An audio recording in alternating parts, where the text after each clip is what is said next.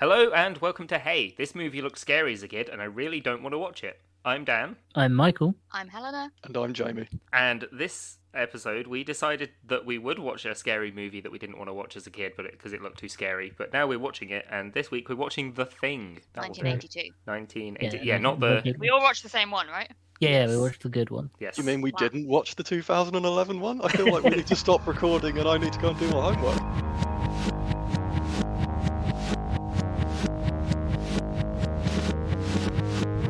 Who had seen this and who hadn't? Because I definitely hadn't. This was No. my Too first time spooky. watching Too this. spooky for my family. We never watched this film. Straight up, I saw it when I was way too young to watch it. Same. Yeah. First time I watched this film, I was probably in my early teens, so probably older than Mikey was, but yeah, it still fucked me up pretty bad. So I watched it when I was young enough to not realize the sort of impact it had. So not as in like as a film, as in like how violent and like disgusting it is. That didn't like. I was young enough that didn't really cross my mind. for me, it wasn't so much the gore and the violence; it was the paranoia and the claustrophobia and stuff like that. To the point that when I originally saw this, I had like a bootleg MP3 copy of it, and I sneakily watched it when my parents were out of the house one time. God. And it completely screwed me up for the rest of the evening because I was at home on my own and it was dark outside, so it was winter. And after watching this film, I had to go and turn all the lights on all across the house just because it was in my head and I couldn't stop thinking about it. Wow. No. Oh, poor Jamie. No. I mean, I watched it again afterwards and I loved it. So I had got totally the wrong end of the stick with this film from what I'd heard from pop culture and listening to other people talk about it, and just, I think everyone knows sort of The Thing because it is such a important film in horror, that as we've sort of dipped our toe in a bit, I knew of it. I thought that the whole point of this film was that it was an unseen monster thing where they got around the fact that they couldn't do great special effects by having the monster only really being other people. So I was a bit surprised when it goes full on papier-mâché gore. Amazing special Because effects. I as was well.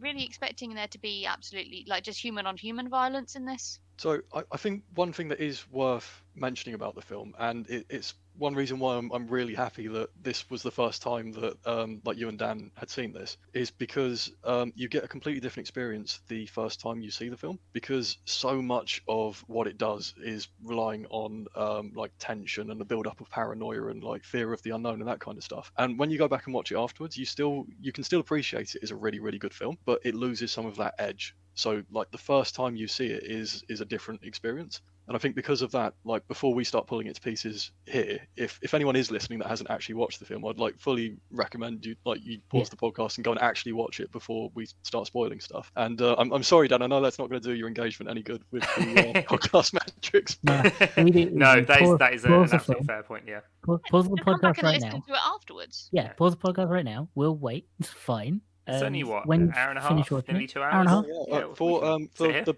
best viewing experience, what you should do is you should mute the podcast, leave it to play, and then come back later on once you've watched the film. Yeah, Oh, we're gonna credit have to be roll. talking for a while, guys. Let's strap in. Yeah, no, this is a film where most of the films we talk about, you don't really have to have seen the film. This is a film where it's like you have to go and watch the film. Yeah, Because it's a Work. good experience as long as you're not like a total scaredy cat. Like Yeah. it is worth watching. It's not that horrific that you'll be scarred or like traumatized by it. no, and it's But not a even... really good film. Like as long as you're an adult that has developed emotionally. Yeah. Yeah. Maybe, child. okay, to all the 8-year-olds out there. Like, watch why are you CBBC. listening to this show? Yeah. Do you Fuck have your off. parents' permission? Like, it's not even... So, some things that I don't like in horror is when gore is, like, really realistic, and it just makes me cringe, like, I can feel it. But this is so, like, over the top and ridiculous that it was fucking great. All the effects were so good. Yeah, I love I guess it's stop motion that they use. No, it's all No, puppetry it's all- and Animatronics. all sorts, Yeah. yeah. They, Even when it grows legs and scuttles out the room. yep. Yeah, some of it Yep. is. Puppets, animatronics. I think the only exception is right at the very end of the film when they're having the big kind of like climactic fight in the cellar where the generator is. I think there was some stop motion that was used for that monster when it bursts up out the floor. Other okay, than that, yeah. it's mostly Yeah. like puppets and stuff. Yeah, I saw that one bit because there's a bit where all the tentacles first burst out of the dog. Apparently that bit was filmed backwards. Yep. So like they pull them in and then just like reverse the shot so they come Oh, out. that's really cool. Yeah. It was so creative. That's what the thing that really struck me about the monster in this is it is so creative and so amazing how they managed to make it so creepy and like having the bits of people in it. I guess it's a homunculus. Yeah. Sort of, Yeah. in a way, a sort of monstery homunculus, in that it's so many bits of whatever it's absorbed that people and you see them sometimes more subtly than other times, but it's really interesting, and the fact that it's never really the same monster twice as well is really cool. Yeah, Like that they was pretty keep on interesting. adding to it. Like you never really know what's going to happen. It's not, that there's some really interesting scary monsters where you do see them and it's like, oh shit, you know what's coming and you know it's scary. But the fact that this one changes every time in advance, it also, when you don't know if you're looking at it, because sometimes it's a person. Yeah, I think that's the strongest part of the film. Outside of the special effects, because the special effects are quite literally groundbreaking. They changed how it was done, and like how special effects were approached in films. The guy that did, I can't remember his name, but he was the special effects guy that worked on it. Genius. Yeah, he was literally 22. Yeah, he's an amazing person. Also overworked himself to the point he put himself in hospital. He went to hospital for it. Full blood, sweat and tears. Yeah, hospitalized for it. Not as in like an accident. Yeah, no, he just had to go to hospital for exhaustion. But like the strongest part of this film is the fact that 90% of the time the monster isn't on the screen. Yeah. Like there isn't like. Oh yeah, they don't rely on it. No. But when it's there, oh boy, is it there! And that's what really shocked me, because I was expecting it to be one of those unseen monsters where you just get like maybe the slither of something, or it's all smoke and mirrors, and you just see it as a human, but you never know if it's a real human or the thing. But no, when it's there, it is. Oh god, it's there. It's a shrimp cocktail with just. Oh god. Yeah, it's horrible. It's a shrimp cocktail that someone's dropped on the floor. Yeah. I think that, Best along example with of that. several organs. Yeah, the best example of that is the very first time you see the thing, which is the dog scene. Yeah. horrifying. Disgusting and terrifying, because you know that something is wrong from the very beginning of the film when the Norwegians are chasing a husky in a helicopter trying to blow it up and shoot it and stuff. And you know you're in for a time because you're watching a film called The Thing, where the tagline is I think the ultimate in alien terror or something. So you know there's something strange going on. What you don't expect is to hear a commotion coming from the dog pen, go to look, and instead of like the off-screen skullduggery and like sleight of hand from the camera that you I was kind of expecting all the dogs to have their throats brutally cut or something like that, and it just be a real gore fest, and the monsters escaped. But no, it's this big, gross, glistening, tentacled monster that is partway through digesting all of the dogs, and then they set it on fire with a flamethrower, and you're like, that is completely not what I was expecting from this film when I first saw it. Yeah, absolutely. I was really, and I was absolutely hooked at that moment. I kind of knew the dog was the thing just from, I think my partner said something as well when he and I was like, that confirmed. You're kind of meant to know that the dog. Yeah, is the I mean thing. the dog's really obviously like not a dog. Yeah. Exactly. I was so impressed though with that dog's acting. Yeah. That was amazing. Like the way when he stares out the window. Yeah, and watches them. Just before they put it in the pen, when the dog opens the door of its nose and then slowly walks towards the camera, and then just. I really wish I could see some outtakes of like how many times they had to do that, because. Apparently not many. Apparently it was only like 3 takes or something. Really well. Wow. And he was like, What a good boy. a very good husky. Huskies are like the most intelligent dog, so. Well, yeah, but that's like, why would they be interested in acting? I don't They'd think be the like, dog no, I gets want to go and run. I want to go do some work. I don't think the dog is like knowing. I don't think the dog knows that it's acting. The dog's not like, this is my Oscar moment. No, it is. It's Guys, everyone step back. This is my Oscar moment. But oh man, I like this isn't one of those podcasts where we're just gonna be gushing about the film because it's just a great film. But yeah, the power of the film comes from not knowing where the thing is. And this is one of those films where, in like modern horror, you have all of like the setups and the tropes, and they're all the same in like a lot of horrors now. And you watch the thing, and all of these tropes are in the thing. Yeah, where it comes from. Yeah, it's like it works because that's where it comes from. Like there was one bit that because I had seen one scene from this because it's in everything, which is the defibrillator scene. So that normally if people are talking about special effects, that's the scene that comes up. So I knew what to expect in that one. But when they're doing the like blood sample testing. And I'm like, it's going to be one of them. And then I didn't expect the blood to react that much. And then when the guy's head opens up and he just starts eating another person, I was like, fucking hell.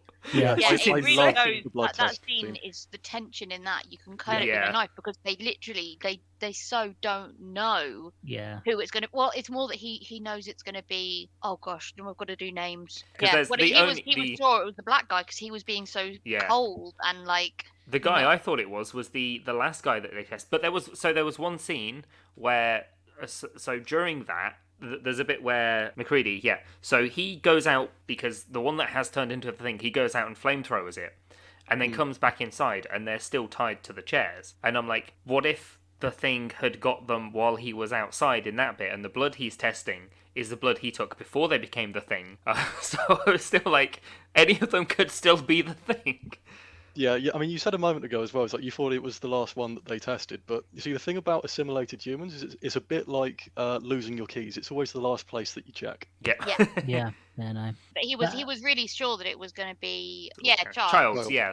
And then when it isn't him, that's like such an oh shit moment. Yeah, there's also the moment when they test the dog handler's blood because he tried to stab McCready and he shot him in the head. And they're like, well, obviously he was an alien because he's just tried to jump me running a But he tank. doesn't Yeah. No, he wasn't. die. It's like, no, he he was doesn't just a change into an paranoid alien. guy. Yeah. Yeah. So the bit at the beginning where the Norwegians are shooting the dog, like obviously it's only fire that does kill the thing, or at least like hurts it, because the thing like reacts to the gunshots. So it's obviously like when they go to the old Norwegian place and it's all burnt out, which is fucking amazing storytelling. Like having that whole thing being like the aftermath was great. But yeah, it's clear that they were trying to shoot the dog thing to wound it, and then like obviously the helicopter was full of like gasoline and shit, so then they were going to burn it once they got it. But yeah, like it's a hell of an opening to the film. When I was watching that first scene, that bit where he like it almost like he throws the grenade behind himself by accident. Yeah. It's a It bit was really strange. I was like, okay, how'd you fuck up that badly? But then it's like, well, actually, no. These people must be at like Wit's end. their wits end. Like you see how obviously fucked up Kurt Russell is at the end, and these guys, they were well enough to get into a helicopter, and I'm like, now I'm thinking, no wonder they missed the dog so many times. Like I'd be absolutely quaking in my boots. Yeah, they'd probably been awake for days on end and were just like riddled with paranoia and They've had to kill terror. or watch their whole crew be killed. The guy that they find where he's got the frozen blood that's poured out of his wrists and like the huge cut in his neck that he's given him, like he's committed suicide. Yeah. I also at that point I still the fear hadn't set in for me yet, so I was there just like, how did he do all of that? So that guy that had killed himself reminded me a lot of Blair, who was like the doctor scientist who did like the data analysis to work out how dangerous the thing actually was, and then went on a rampage to make sure no one would escape because it was just too dangerous to let anyone leave. And I thought Blair was a really interesting character as well, because it's like Blair came to the same conclusion as McCready, but like several days beforehand. He did those like initial back of the napkin sums, saw the writing on the wall. He didn't do it on the back of a napkin. He did it on the best computer I've ever seen. Yeah, like fantastical movie logic AI stuff. Like that did make me laugh out loud when I saw it on the rewatch, because I'd forgotten quite how silly that was, as the kids call it, big maths. Yeah. Yes.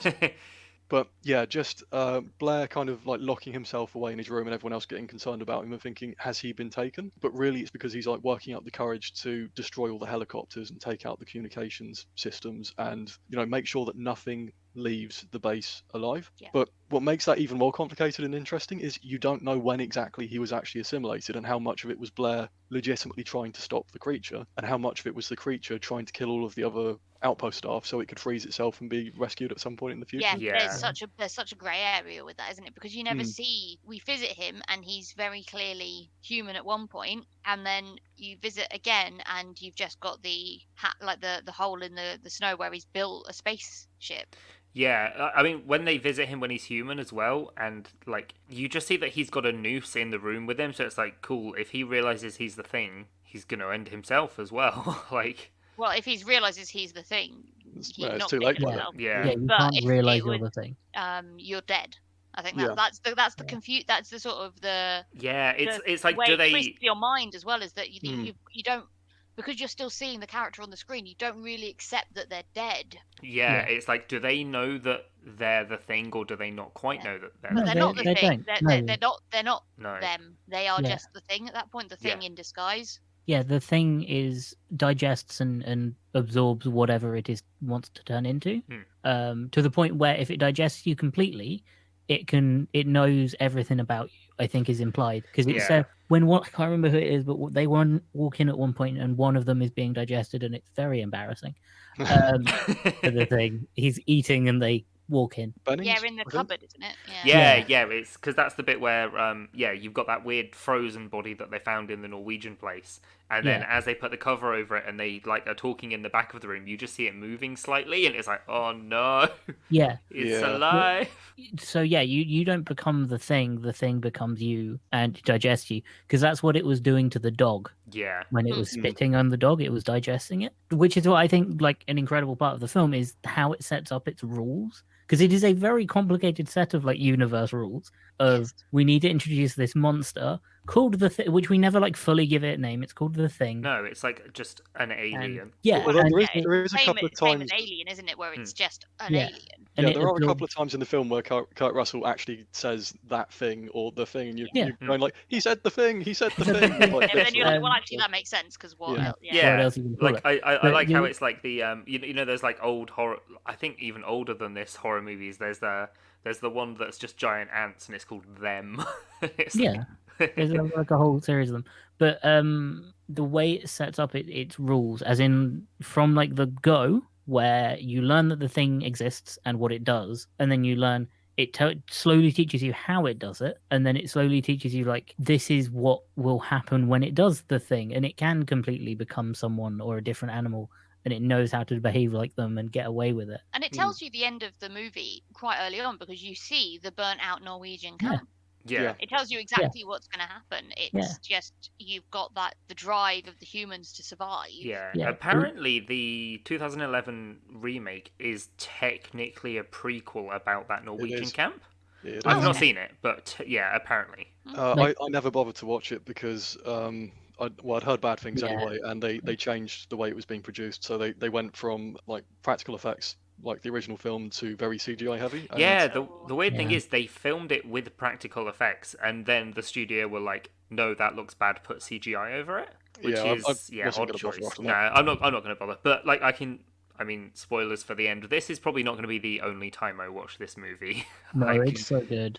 So this was one of the big visual effects films to sort of ever exist. It's this one and like Jurassic Park are the two big ones where you go the visual, the like the special effects, the practical effects are what make the film. yeah, Hmm. yeah. So the problem is there's always that argument of why, like the remake, why did it use CGI? Why do so many films now use CGI instead of practical effects? Because practical effects are better, which, yeah, 90% of the time they are. Special effects isn't used that much anymore just because it's more expensive. And to look back on this film and be like, how much of its budget must have gone into getting the monster, the thing to work right? Hmm. Because every scene is every time it's on, it is perfectly done. Yeah. There wasn't a single time where I was like, "That looks weird. I don't like." Well, apart from the fact that it's a horrific, like, gory mess of yeah. people. Some of the Yeah, face, you know, the very famous sort of twisty two faces. Yeah. that Hmm. looked very plasticine-y, Yeah, rubbery. it was also like Um, the 80s and the Yeah, first no, time. it's still fantastic, Yeah. but it is like that's the bit that was like for me it was like, okay, I'm not scared of that because it just doesn't look even remotely. Yeah, Yeah. real. for me It the sort bit of- was when the guy's face, like the guy whose head splits in two, when his face still like first Oh, starts like that scene bulging is up and stuff. So silly. That scene is so silly. Yeah. Like everything up to that point is wonderful, and then his head splits open and he bites one of the other guys, Hmm. and it's very obviously a cloth mannequin that they're just waving around, and, like, slapping against the furniture and then sticking to Like, the ceiling and it stuff. was great though. Like, I did Oh, really yeah, enjoy yeah. that scene, but yeah, just the first shot of his face when it first starts like exploding outwards, I was like, okay, that's a little bit different. But you know, it's very hard to really pick holes in this. There is one major hole I can pick, and it bothers me. And it bothers me on like, so it opens fully with a like the alien ship landing. Oh, I don't like that. No, Yeah. and like that bothers me so much because number one, There was no need for it. Mm. Like the film is way more impactful when you remove that. I watched the like version of it. Yeah, the upgraded remastered one. version. Yeah, I watched that. I don't know if this scene is in the old one or they just added it to the remastered one. No, it is in that one. So the reason at the start the Universal logo just says Universal is because they didn't want to confuse audiences by having the Universal logo where it normally has the planet and then have the alien spaceship land on it. Yeah. Oh, such low expectations they have of audiences. No, that's fair. But yeah, no, that opening sequence, it doesn't. I don't like it That because said, with the opening, terrible CGI. I Yeah. do really love the thing, the actual words that appear, and the effects Yeah. of how that was done. And Yeah. it was Yeah, the way really it clever.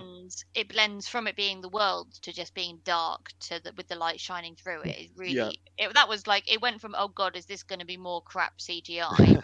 Yeah, to, no. oh, actually, how do they these did guys it was know what pretty they're cool. doing? Yeah. Yeah. Like That title card with the thing, the way they actually pulled off that effect is really interesting as well. So they took a big fish tank and they stretched a black plastic bag like a bin bag over it, and they had a smoke machine fill up the area behind the bag and a backlight shining up through it all, and then they used a match to burn out the letters, and they had to do so many takes because the letters kept going wrong or the matches would go out or stuff Yeah. like that. The thing. Or Yeah, the thing. I like to The think that thong. the majority of the $15 million budget was just them like buying Just plastic fun bags to matches. repeat shots for the Just title screen. going down Wilco, just like fucking putting a trolley full of bin bags. There's a huge and the huge match budget. Yeah. Oh, apparently Yeah, they it was also used a lot of KY jelly, Yep. popular Yeah. lubricant. Yeah, that, and the other thing they used for the like slime on the monster was apparently something that you find in hair gel, and if you mix that with water, it goes very like lubey. You know the scene where Bennings dies, like the guy that's rudely disturbed in the storeroom and then climbs out the window and then gets set on fire with his Yeah. horrible tentacly hands. Well, one of the things that they did to make him look really slimy was use like all of that stuff, but one of the other effects that they used was mayonnaise, which sounds utterly disgusting to me. Yeah, That's- that's a I don't get paid enough kind of moment. That's reminding me of yeah. like in Alien, where the when the synth dies, his insides was marbles and pasta, and I think milk. Hmm? Yeah. Normally in like old films, when you see rain on screen, it's milk Ugh. because water doesn't show up well I'm on cameras. sinking in the milk. Yeah, no, I think that was milk. I genuinely think that was milk. Oh, Oh, that's the real horror That's film. fine for the first day of filming. Yeah, Yeah. rain doesn't show up Then well on things get camera. real cheesy. Oh, God. I think it's like watered down milk, but it's still milk. Oh, Uh, so the red cap milk then. Yeah, skim milk. Skim milk. Yeah, Yeah. skim milk. Yeah, no. When you look up like old visual and even like modern films that use a lot of visual effects, when you start looking into how they're done, you're like, shit, these people are resourceful. Yeah. Mm. Yeah. Like, you know, this person was like, what do we use? I don't know, throw some KY jelly at it. I don't So- know. Yeah, they're like, do you have any? He was like, no. Do you? Go and buy some. Yeah. No, while they were having doing their Rob 16 Bossin weeks just in opened his Alaska. wardrobe and there was like a 9-gallon like jug of the stuff. Yeah. Well, they probably just say we need something that has this consistency. Here's the company credit card. Go and find something. Go into town and go into every shop and find Statement, something. and it's like they've gone to a butcher's, they've gone to Poundland, Mm. Yeah. they've gone to the grocery Well, shop. The eggs. I know we're not talking about it, but it's the sort of era of film. The eggs in Alien are made with pig guts Yeah. Oh. The and intestines. the autopsy scene in this was like real animal guts and stuff as I well. was going to say the organs look pretty legit. Yeah. Yeah. Oh, the autopsy scenes as well. Like one thing that really squicked me out was the fact that they are operating on this obviously alien creature, and they're using very thin, like wrist length. Oh yeah, no, he Like really glove. goes all Yeah. like he's elbow deep in the guts, and I'm like, mate, put on the like Gotta get in there. the Elbow calf, length ones, like at yeah, least. the real You've got to get or like in a there. hazmat suit or something. Oh, Just borrow some marigolds out the kitchen at least. They were in the middle of nowhere. What do you expect them to do? I guess not go elbow deep in an alien. I guess you just expect them to have better gloves at hand, like at least maybe a couple Well, of pairs. I guess at no point were they expecting to do an autopsy. No. Yeah, that's They fair weren't point. going up there True. to do autopsies on things. What also like other than this alien, what would you do an autopsy on? Like what other creatures are up there? Yeah. But, I mean, they It's could have the put on some Antarctic, marigolds right? for So- cleaning. Yeah, actually, that Penguin? is something that I was thinking about earlier on because, like, they obviously had the armory cupboard that was full of shotguns, so it wasn't just improvised weapons. They had actual firearms there, Yeah. And then I was thinking, okay, this isn't the Arctic. They're not fighting off polar bears, and presumably they're not fighting off the Soviet Union in the Antarctic either. You don't know that. Like, what are all the shotguns for? Is it for like really vicious penguins or? Yeah, it might be. Yeah, the maybe it's just in case the Norwegians come a knocking. Hmm. It genuinely might have also just been like a kind of madness that happens. Yeah. Yeah, And maybe. it's like just in case. Also, Yeah, but I guess maybe it's part of the deal is like, okay, you've got to all go down. You've got to go to Antarctica, and we're not going to give you any way of defending yourself if things go wrong. But also, you won't have contact for this many months of the year. They Yeah. might be like, actually, can you just give us like put them in a glass, in a glass box? But can we have some shotguns, please? yeah. What, in case of alien break glass? Or just Yep. or in case of madness, break glass. In case someone is getting dangerous, break glass. I feel like this is a staple film that I hate the idea. I hate the when people say like, "Oh, this is a list of films that everyone needs to see." The thing is, if you like horror and you like visual effects, you have to see The Thing. It is weird as well that it came out so close behind Alien. Yeah. Like these two kind of groundbreaking films that kind of set the standards for so much that came after them, and they came out really close together as well. Yeah, you mentioned the tagline about like alien terror. They literally only put that to try and claw some of the fame out of Alien. Yeah, Just like I having the word personally- alien in there. I personally think the original tagline is far squickier and Oh, nastier yeah, in it's terms really of cool. what the film is actually about. It's "Man is the warmest place to hide." Yeah, that is an incredible Is that- tagline. Ugh. Is that the tagline of the porn version? that porn one's the version of The thong, Thing. yeah. So one of the things that they did for this film is the entire outpost complex. Mhm. Yep. They actually built it in Alaska. Yeah, they do So that. the whole thing, internal shots, outside shots, it's all an actual complex. And at the end of filming, for like the climactic fight when they're killing the Blair thing and burning down the compound, they actually blew it up with dynamite. Yep, and then the Norwegian one that they go around is actually just the burnt out wreckage of that. Yeah. So Yeah. they didn't have to build two. Oh, know what? that's that makes sense. Yeah. So one thing that I do find really interesting about the scene when they blow the outpost up is when all the explosions are going off, it almost looks tacky and fake to like modern sensibilities. But that was a real explosion. They actually destroyed it. Yeah. And yeah. I think it's because we're so conditioned to know and expect what an explosion looks like in a CGI film that when you actually see a real one where stuff is legitimately getting taken to pieces, it doesn't look real. It's It seems underwhelming. strange. Yeah, I mean it's a bit like have you guys seen Heat before? Yeah. Like the heist film. Like there's a scene where there's a gunfight where they're moving up through the city and the gunfire sounds really real, and that's because they were using blanks and stuff.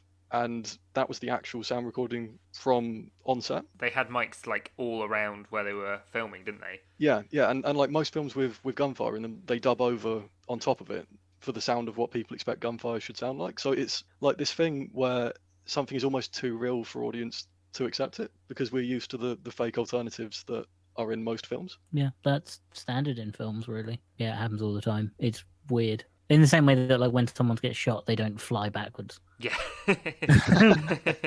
But we accept that that's what's going to happen. Yeah, that's and another thing when- that I liked about this was like, yeah, it wasn't once they realized that like shooting it wasn't doing too much. It was just let's burn the fucking thing. Burn it. Yeah. I mean, what else are you going to do up there? Yeah, What I other guess it options do also you have? does lead you to the question of why did they have like multiple flamethrowers? Again, Defrosting stuff. madness. Defrosting stuff in Okay, the so- Antarctic, I'm If guessing. it got real cold. Yeah, I think they really do actually use flamethrowers for defrosting stuff. Yeah, I think so. Interesting. Yeah. Like the set of it all was pretty cool as well. I like how claustrophobic it felt, but it felt like a real sort of research station sort of thing. Yeah, Oh, and yeah. like how real it felt, I really liked that as well in terms of how the characters reacted. For the most part, there were some exceptions. So, like when everything is initially going wrong with the Norwegians and like one of them blows themselves up and the other one gets shot through the head and dies, like the way that the station crew reacts seems really reasonable and grounded. So like they actually investigate what happened, they explore the Norwegian outpost. They actually take evidence back so they can examine it back at their base, and it seems like things that you would actually do to try and get to the bottom of a mystery. Like you don't seem to have people making like stupid contrived decisions just to push the plot forward like you would in a lot of other horror films. Yeah. And the only reason I said with some exceptions because there are some things that grind my gears a little bit, and this relates to Blair's prodigy. Fuck, I just flubbed that word.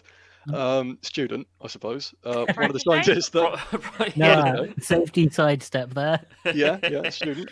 So the person who takes over trying to work out all of Blair's notes after he gets locked up for being crazy, and like McCready drops in on him and says, "How's everything going? You all good?" And then kind of like fucks off. Then the power gets switched off. So he takes a candle out of his desk, lights it, starts shouting, "Is anyone there?" and wanders off on his own and goes outside. Like, guy, by this point, you know how this thing hunts. Yeah, Like, you know it it's isolates very people. odd when people start going off on their own. It's like at any point where like, cool, you stay on your own. That was like, no, don't do that. Yeah, Like, they do split up a lot, and it is each time I was like, okay, well, one of you is gonna die. yeah, Yeah, exactly. one of you's not going to be you when you get back. What I really love about the construction of every scene is top tier. The fact that every scene where tension is happening, the blood scene is the best example. Yeah, It starts off very tense and it's an argument. It starts off loud because they're arguing, and then it cuts to very like quiet and tense, and then it's panic done amazingly well. It's just like screaming utter panic, and so many of the scenes happen in that format of it's an argument, then it's quiet terror, and then it's sheer panic. Yeah, they Yeah, just really, ratcheting I mean, paranoia. the way they sort of launch themselves at each other as well to like attack them when and it's like in the back of their minds, they've all seen the monster and they know what it looks like if you hurt it, but there's still that human instinct to just attack. It's them all like, taken tied to the chairs. yeah. That's the like scariest part of the entire film for me. Oh, when is- they're tied to the chair and it starts transforming. Yeah, like Mm. next Oh, to God. them. That's Yeah, the and he's like scariest. just nightmare. panicking. Yeah, that was Yeah. great. One thing that I noticed as well, which I feel like I might pick up more if I rewatch this at some point, but I'm not 100% sure how true this is. But obviously, where the thing is like damaged by fire and stuff, I'm pretty sure that any character that is like always saying no, don't use the flamethrower, or why are you using that, are the ones that end up being the thing. Like the ones that are happy to just sort of like use fire, like Kurt Russell's using the flamethrower the whole time. So I'm like, if he was genuinely the thing, I don't think he would, if you know what I mean. Yeah. So my take on rewatching the film, and I said at the very beginning that it does lose something a little bit on the rewatch because you don't have that same feeling of the unknown and the paranoia because you know a little bit more about what's ahead. But I will say that on the rewatch, what you would expect with this kind of film is that there's lots of like subtle foreshadowing and like nods and stuff as to like who it's going to be and all that kind of stuff. But you don't really get that. Oh, okay. And I was trying to work out why that was. And I did some like reading around to see if anyone else had like come to any good conclusions on that. And I ended up doing some reading about how the actors were actually directed to play themselves, because lots of the actors were saying in a given scene, "Am I the thing? You know, have I been assimilated? Like, should I be reflecting that in how I'm portraying this character at this given moment?" And the direction that they were given is, it's irrelevant. It doesn't matter. The thing looks like you, it smells like you, it acts like you. There is no way of telling until it triggers and attacks someone. Yeah. So, like, none of the actors were given a heads up of whether or not they were the thing until they were suddenly called to actually play it in a scene where they transformed. So, because of that, you don't get that like subtle foreshadowing where you can like look at someone's behavior beforehand, because it doesn't matter. Yeah, because it will still act clearly. like they would have in Yeah. the first place. Yeah. Yeah. Yeah, Which- it doesn't want you to Hmm. know either. It's not like, I mean, there's plenty of horror films that kind of want you to be able to work it out. Yeah, And this one doesn't. No. it's not like at some point like a character just turns towards the camera and winks at you. Yeah. No, and the foreshadowing in this film in the thing isn't oh, who is the thing at this point, where is it, what's it doing? The foreshadowing is all about the story. The film tells you what's going to happen before it Yeah. happens. Yeah. Yeah, although I do think that assimilation on the Orient Express could be pretty hilarious. Horrifying. Yeah, I was thinking that like if they were going to remake this, like a different setting, like on a boat or something, would be I don't- really interesting. Oh god, a I cruise don't ship think with old people. I don't think any other setting would work. No, Because yeah, the reason they're using fire is I don't think it's because the alien the thing, I keep going to call it the alien. It's got a name. It's called yeah, the thing. Yeah, The it's thing is weak to fire. I don't think it's weak to fire. no. I I think think it's just to it's- stop it from freezing because Yeah, that's no, what it wants it's to trying do. to freeze itself. It's trying to go outside and be cold so it can wait for whatever. Yeah, Like It that's what doesn't it wants to actually do. try that hard though. It could just Yeah, walk off in try- any random direction, couldn't Yeah. it? Yeah, But it surely needs if to- it just ran off and kept going, it would freeze again. But it needs But to then it kill wouldn't be everyone found. first. But then, if it went in a random direction, no one would find it to Yeah. wake it up No, again. I exactly. suppose. Well, No, they It find needs they to- find it years later when they accidentally dig up the Thing instead of Captain America, and then we have a very different Avengers movie. So that's the point. Is it knows it's in a incredibly isolated area where no one goes. Yeah. So it needs hosts. It needs things to live off, but it So also needs more hosts to come. So that's why the dog, the husky, which is obviously a good animal for that environment. That's why the husky runs to the camp, because maybe it can smell them, Yeah. or knows because it's absorbed the other Norwegians who were aware of the camp. Yeah. Yeah. I think it also knew that the surviving Norwegians had it beat because they'd completely destroyed the camp and there were still survivors that were hunting it. Yeah. So at that point, its only option was to run and, like, real Hail Mary shot, go for the Americans and see if it can turn the tables there. But And I the think Norwegians blow themselves up. yes. Yeah. Which is a distinctly anti-Norwegian part of the film. But also, I'm assuming it's the same. It's the same helicopter, isn't it? Because I did a double take that. Like they obviously hired one helicopter and changed the stickers. Yeah, probably. Yeah, probably. Yeah. Because it just says Norge, and then the next time you see a helicopter, it's the exact same brown helicopter with USA. I don't know. I'm sure there's someone out there that's very angry about it. Yeah, and it's they're very probably much like, this is a different. The Norwegians never used this type of helicopter. one star. One thing star. that I don't think I brought this up because this hasn't happened in a podcast before, so I haven't been able to get excited about it. But there is a pinball machine in this film, Hey, which is great for me. Big pinball fan. I So told- I was told that we have a list of things that we were waiting for. And that was one of the trap phrases. I literally wrote in my notes, I put money on Helena mentioning the pinball machine. Well, of course. How about Anyway, I used to sorry. work in a pinball continue. arcade. Yeah, that For people completely who are not caught me aware. flat-footed. Then I wasn't expecting that. I'd put my phone away and everything. So. It's a heat wave. It's a brilliant pinball machine. I actually have played this one multiple times. It's a really good machine. It's got like a temperature gauge in it, so when like your aim is to like increase the temperature up until you make a heat wave, and then you know. Oh, score and make that's points. almost like some sort of foreshadowing or something. Yeah, That's actually no, really it's fucking brilliant, cool. and I really like that they have the heat wave machine because I was like, oh, with the fire and everything like that that's in this film, it's the perfect machine. Yeah.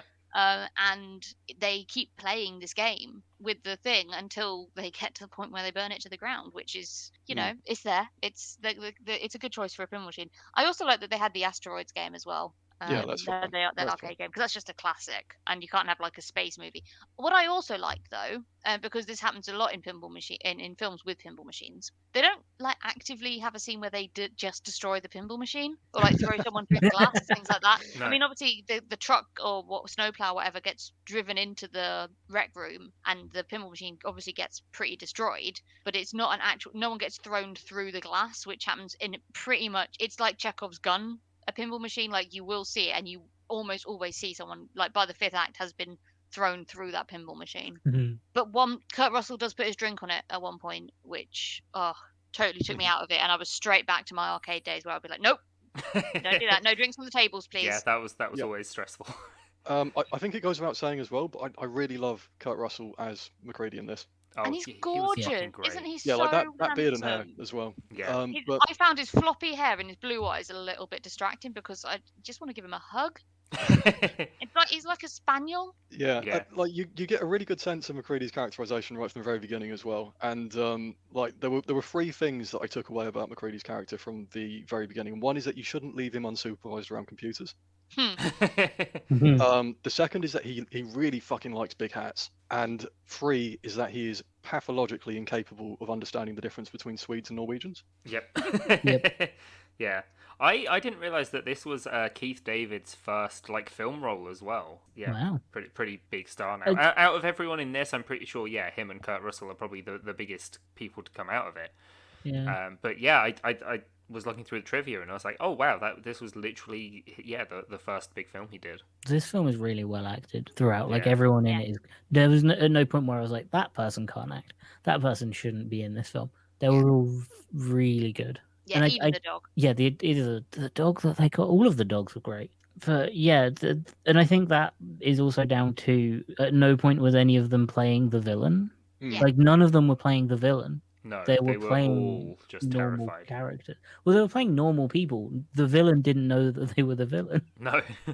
so And I they think, never. yeah, they also like it's whilst this film lacks variety in some ways, like the fact that they're not all scientists. Like obviously you've got weird dog guy whose job there Yeah. I think is to take care of the dogs. Yeah. Then you've got the scientists that obviously immediately try and like write it down and like sort out and study it and work out what's going to happen in their way. And then you've got And- Kurt Russell's way of there's a little bit more He's the a lot helicopter more pilot. hands-on. Yeah. Just get as elbow deep as possible into the Mm. monster. Yeah. Which is how a group Um, like that would be as well. You'd have all these different people Yeah. with different roles and stuff. getting frustrated and angry with each other for not doing it their way as well. Yeah. Or, like yeah. that miscommunication is actually quite genuine there because they all want to do it their way and they struggle with, you know, obviously Kurt Russell does take charge, but it's difficult and no one, you know, they all got different ways they'd do it. Yeah. And the thing is terrible at communication. Oh yeah. It not only does it its way, it sits there and sulks the entire time. Maybe Mouths are it's not So- just for biting. Yeah. The Yeah. thing. Really, Terrible. really interesting thing about the Thing communication. There is a short story called The Things, which is non-canonical. However, it did win a load of awards and is also extremely controversial for its ending. And it's basically telling the story of the film from the perspective of the Thing, and it's a really interesting read. It's not very long, but yeah, controversial ending. Yeah, what does it say about the ending? Because I did like how the ending of this is a cliffhanger. Because, yeah, they both sit there and it's like, the Thing wants to freeze. Neither of them are going to act on it if they are the Thing because they want to freeze. And the other one doesn't want to risk killing the other person in case they're not the Thing as well. Like, because it's literally just Kurt Russell and Keith David left at the end. Yeah. So what happens? Do you know what happens, Jamie, in the... In the short story, that is explicitly answered. However, it isn't like canon for the film, so it doesn't really answer that one way or the Okay. other. But yeah, in the short story, Childs is actually the Thing. Yeah, I guess when you're doing it from the Thing's perspective, the Thing isn't going to be like, "Well, I'm not telling you." No. Yeah. And two men sat there. I was one of them. Yeah. I'm not going to tell you which Part one. of me was wondering if somehow by that end scene they both were and just didn't Well, that's know. where but- the film gets confusing. Is that you don't really know if the thing split because you're told that it can any part of it will be a thing, but then Well- you don't end up with like a whole army of things. Well, I think it's the Thing isn't a single organism. It's thousands. Yeah, like it's like when the blood starts like fucking freaking out and stuff. Which yeah, I but, like, mean, the chopped they off head walked away. yeah, they probably should have like used gloves for that blood scene as well. To be honest, they're like, oh, you can be infected through a single blood cell, but we're just gonna poke some blood. I don't think that they were too worried. No. I don't think that there's much that they couldn't go on. Tie everyone down. Yeah. Okay, good. I'm going to go get some And gloves. when they kind of explode it as well, and I'm like, well, now there's thing bits everywhere. Yeah. I think it needs. I don't know if they ever make. I think it's kind of. They might have explained it at some point that it needs to be like a certain amount of the organisms together. Maybe, Yeah. Yeah. Yeah, I think it's one of those things where it's really just their best guess, and that's not like objective truth, and there's no way to verify for sure because the only way to find out is to die, I guess. Yeah. Also, Like, when you all in the name of science, but probably not a step I'd be willing to take. and when you're writing a film like that, you can't be like if you go into that much detail and try to explain it that much, the most of the film will be a lecture on how the thing works. Yeah. Besides, I'm sure that's what the tie-in comic books and the video game and all the rest of it are for. They made Yeah, a video. exactly. Yeah, there was one in 2002 for the PS2, I think, and it was also quite terrifying when I was younger. Did you play it? I borrowed it for a bit, and I can't remember where it went after that. That novel short story that you talked about, Mhm. like I guess it was written as like a horror. It was written to be scary. In my head, it's written as like a fancy, like Victorian novel. Dear diary. From like a diary entry from the perspective of the Today thing. I awoke a dog and now I go to bed a man. Yeah, those weird Yeah, like yeah. arty. How great would that be if it was just not scary? If it was just, well, I met some lovely It's- people today. It's not really scary in the same way that the film is. I mean, if anyone wants to look it up, it is on the Clark's World online magazine, which is like a science fiction and fantasy It's kind of about posting how thing. the thing is as scared as the people as they are of it. Kind of, yeah. Yeah. Kind of. Like, I don't want to get too much into the details in case anyone does actually want to read it. And again, like, it is controversial for the closing sentence, I would say. But it's definitely worth a read because it's a very interesting perspective on the story. I want it to be in diary form, like he's a Victorian, like the thing is a Victorian lady waiting for her husband to return home. It'd be the opposite though, because in a lot of those books, the lady dies because she got a bit cold. That's true. She caught the hysteria, and Oh, well, no. it got her. And then she died 3 days By the later. turn of nerves. Yes. Yeah, she died of nerves. And her face exploding. While we're on the Nerve topic of ladies, I do Mhm. have to bring this up. There are none. Yeah, Mm. no, that is the only odd bit. I know in the remake there are a couple. Yeah, well, because they're not but going to make yeah, they're fair. not going to make a remake and miss like such a glaring thing. No. It's one of those ones where I'm like, okay, I guess, but at the same time, Yeah. like, From what I it would have saw, been nice. from what I saw, there was a couple of characters that were cast with women in the roles, but they had to drop out, and they were, I guess, just replaced with men. Still a bit shit though. Like, Yeah, John Carpenter had some interesting things to say about that decision. Like, Okay. I'm not really sure how well they hold up, but he said that he thought it was interesting that it was a story that was all about men and their reactions Of course he did, as a to man. the circumstances, because as far as he was concerned, because there were no women present, the men were acting genuinely because they didn't have to like posture and put on a face for the women that were there, which I don't think that would go down very well if a director said that in an interview these days. no, I mean, I know what it- you mean. You could it's- easily replace any of these characters with a woman, and it would still I do be feel like, yeah, they exactly just the didn't same. really try very hard. And Yeah. there's this idea of, I guess then they'd be like, well, if we have a woman and she's in this base for how many months of the year, of course she's going to be in a relationship, and then we've got that dynamic, and we just don't want to have that in this horror film, and Also, blah, blah, blah. Like another really shitty side to the marketing of films Mhm. is at that point, even now, people are like, women don't want to watch horror films. Like women don't like especially at that point, it was like women don't like horror films, so we don't put women in horror films. But If they surely are, they're the you damn could films. at least partially attribute that to the fact that like lack of representation of interesting characters, Yes, and a lot of the women that 100%. were in those films were just treated as victims to get Ah. slashed up. 100%. definitely. That's Yeah. exactly When what you're going to happened. be murdering all of them anyway, does it really matter? No, If but- some of them are women. It's But like, that come was- on. That was the mentality. Of, Yeah, no, I know. we I know don't what put you- women I in know what these you mean. films because women don't want to watch it. And it's like, no, women don't want to watch it because there are no women in these films. And then when you do have women in some of these films, especially in remakes, or like I guess in a bit of a loose example, but like in the Hobbit films where they've really shoehorned some female characters in there, almost in a way that is like, okay, we understand that there's no women in this film, but you've not actually added them in a meaningful way.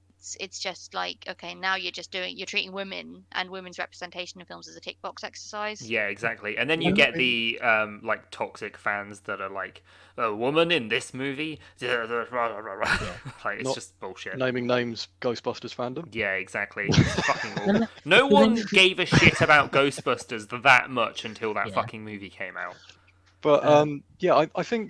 it's interesting how like we've compared it to Alien recently, and they both have taken very different approaches. Where like John Carpenter seems to have wanted to tell a story about men doing manly things in a manly environment, whereas in Alien they've come to the conclusion that the story that they're telling isn't inherently gendered. Like Yeah. the gender of the characters Well, isn't And I equal to think Mm, that's what why is- why it's frustrating that these two films come out so close to each other, Well, because No, Alien is incredibly gendered. The point of Alien is how gendered it is. So the R word, you know what the R word is, right? I don't want to say it. I don't like saying it. Rich Um, Blade. Yes. late in French. Yeah. Sexual assault. Yeah. Oh, that one. Oh right. So Alien is about that. Everything about Alien is about men being sexually assaulted and impregnated. Alien is an incredibly gendered film, which is why the lead is, and the only one that isn't never attacked by a face hugger is a woman. And even to the point of like, you look at, sorry, this isn't an episode on Alien, but damn, I'm going to talk about it. Alien tangent. Here we go. You look at H.R. Giger's original designs, the head of the alien was literally a penis. Yeah, the little Like, little look mini at the one that came original out of the design. mouth. Or No, the full head shape. oh, The original, I think it's called like Necros or something. the original artwork, there's literally a penis. And H.R. Giger was like, maybe we should change that, and they were like, not too much, not too much now. But yeah, no, that's the point of Alien. Is it is incredibly gendered. It's not agendered because a woman is in the lead. It is it's gendered specifically because of that. So what I was referring to more was when they were writing the characters for casting. They didn't write the characters with specific genders in mind. They cast Some of based them. on the Some of them. That is a weird rumor that exists. Some of them were cast deliberately to be certain genders. Ripley was, I think, originally cast to be a woman. Some of them were. A lot of the other characters weren't. Ripley, I think, was always meant to be a woman because of the sexual assault thing. From what I remember, a lot of the other characters were like assigned genders later during casting. But yeah, no, it's a really interesting thing to read about if you want to read about like the way Alien was written in comparison to the Thing, which is what we're meant to be talking about. Yeah, which is based off a book, right? Yeah. Whereas, yeah, like, for some reason, it was a John 50s went, film as well. This is about men surviving. Yeah. I don't know. And I feel like that. women can also survive and have presence in a film. Basically, Yeah. I just feel like because it was the time this came out, they didn't have to justify having women in films or not having them in films. They got away with it and didn't have to put the effort in. And I think also at that point, people would go like, "Well, but women don't do those kinds of jobs. Why would a woman be in a facility? Why would a woman be a scientist?" Yeah, like that in the 80s. Yeah, that's the way. And it's like there are women that went to places like that and did that, but it wasn't standardly accepted. Oh, God. What would almost be worse if they did have a woman, but all she did was cook and clean. Yeah. she was and was like the first to die. No, as we've established, if a woman gets a bit cold, she will die. Although, how great would it have been if the Thing had a final girl? If it was like a woman that survived, and the Thing was for some reason the start of the final girl, and it wasn't Halloween. Like the Thing could only like affect men or something. It's to do with chromosomes. No, she's just not fucking dying. No, she's just refusing to die. That would have been pretty interesting. Out of 10, how many fucked body parts crawling out of each other would you give this? 10. The only bad thing about this film, other than there are no women in it, because that's more of a meta problem, is the opening sequence. I hate it so much. And I hate when they're there after the opening sequence and they're like, a thing landed. I hate it. It looks bad. There was no need for them to do it, and the film would work better if they didn't. Yeah, them just finding the UFO in the ice would have been much better if that was the only time you see it. Just get rid of it. It doesn't need it. The Thing, you're not really to know where the Thing comes from. I really liked the finding the UFO scene, but I completely agree about the intro. Like, it didn't need to be there. I like having the space saucer because it is like, oh shit, it's a real actual alien. But yeah, it just not needed in that intro scene where it crashes into the Earth. That makes sense. I'm just a very big fan of implying all of that and never actually showing it, because you don't need to with the Thing. You know it's an alien. Nothing on Earth does that. No. Nothing on Earth that we know about can do that. All we know is that it's really. If you don't have the fact that it's on a spaceship, you don't know that it's really, really, really. All you know is that it's really, really, really old. Yeah, but even that'd be cool, actually. Like some ancient organism that's frozen here. I think leaving that up, because a lot of the film is about not knowing what is happening. Yeah. The source of the origin of the Thing. But the fact that they're scientists and they're obviously really invested and interested in research, and they do find something, and they actually, even though they're terrified, they're still excited about it. I think they would be anyway if it's like an. They do make that like Nobel Prize joke. Yeah, which they would if they don't bring it back. I think it would have been better without it, and it never really explaining where the Thing comes from. Yeah, and that's fair. Personally, I can fully believe if I read somewhere that it was originally like that. And when they did test screenings, they had to add it on.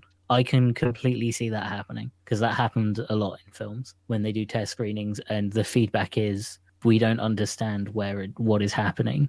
Well, Jamie, what do you give it out of 10 then? I mean, I agree with a lot of what Mikey said. I think it's a fantastic film, and it definitely holds up real strong compared to when I watched it originally, and like the many times that I've watched it since. I'm starting to realise that my top list of films look kind of strange when you put them side by side, because you've got like Treasure Planet, Hot Fuzz, and then The Fucking Thing. Yeah. That's the porn remake. Yeah, like all good films. Slight tonal whiplash when you go through them in order, though. I would say a 9 out of 10, just because there are some little bits here and there which could be better. I think in but that actually fantastic playlist you film. do need to sandwich the thing between the other two films so that you can Like go to palate sleep cleansers. later. Yeah, palate cleansers. Yeah, Uh, I'm yeah. gonna give it a 9 out of 10 as well. I really enjoyed it. I thought it was fantastic. I would give it 9 chomped off arms Mhm. out of 10. That was the first time I'd seen that chomp scene. I'd never actually seen a clip of that. Yeah. So I wasn't expecting it to go full on D&D mimic kind of. Like, Yeah, I'm it gonna just get opens you. up, eats his arms, like, and then the head crawls off. And like that, they actually used a double amputee in that scene, wearing fake arms to chop the arm to like do the proper Wow. arm For a punching second, scene. I thought you meant someone who had their didn't have a head. I was like, okay, what? I mean, that's an impressive surgery. Yeah, the visual effects are no longer that impressive. But When I mean, you the only thing for me that doesn't hold up or is just a bit frustrating this day and age, because I think we're getting used to it actually being more, expected, is just the total absence of women. That Yeah. you only see them in like posters, and even then it's just pin-up girls. So yeah, that's the only thing. I wish there was just a couple of girls, even if they died super early on. Just girls like science too, and they can be killed by horrific monsters just as often as men. just as terribly and nightmarishly as men.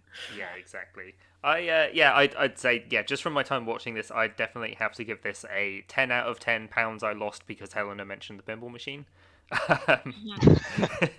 But yeah, no, I really enjoyed it. Like I agree with obviously not having women in it and stuff, and a couple of bits that are a bit off, but for what it is, for when it was made and everything, and for how good the story and the effects and that were, I'd have to give it a 10. I think this is the highest scoring movie we've had on this so Yeah. far, like Yeah, easily. definitely. Yeah. Yeah, And- I definitely think that's deserved as well, just from the sheer legacy and impact it's had on pop culture as well. Like the number of influences that you see, like the thing has exerted in like films and so like video games as well. So when I say that, I of course mean Dead Space. Yeah, Dead Space is Oh, sick. yeah. Yeah. Are you not mentioning the other one because that's what your other klaxon's going to go off for? Yeah, pretty much. Yeah. Yeah. No one say Among Us. You really... Oh yeah. Oh yeah. Yeah. Well, with that, I have been Dan. I have been Michael, I I've think. been I didn't even have to interrupt this time. I've been Helena. And I'm Jamie. You can find us on Twitter and Instagram at HiltonPod. That's at HILTM Pod. My cat is currently clawing at my hand. Let us know what you think of. That's not the at, by the way. That's a long at. that is a long Twitter handle. Yeah, we couldn't quite get that one. I kind of at this point assume that Jess is always clawing at you in one way or another while we're recording, and you've just really learned how to just manage it. Yeah, basically it constantly looks like a scene from The Thing where there's a cat growing out my hand.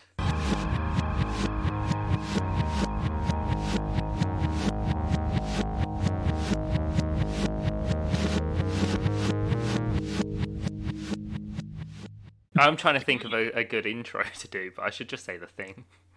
Yeah, the thing. Oh no, that was not meant as a joke. Oh no, Well, I think you've got the the end credits. random bit. unrelated end credit Yeah. bit, yeah.